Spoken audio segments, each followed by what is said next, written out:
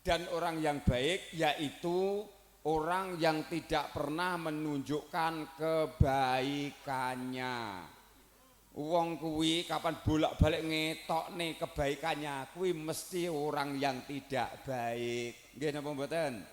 Nah, niku masalah baik dan tidak niku urane namung Gusti Allah sing napa sing menilai.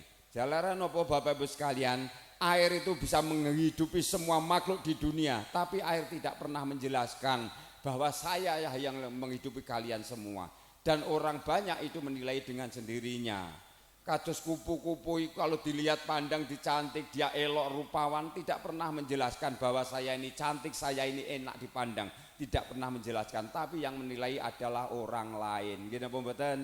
Nah, mulane sing apik dos pundi, ayo dadi wong urip persembahkan sing apik ning sak napa ni sak padane urip lan sampaikan yang terbaik nang ngersani sing gawe urip. Wong urip rasa biji sak padane urip iku dudu pangkate awake dhewe, sing biji wong urip iki cukup ngersani sing gawe urip.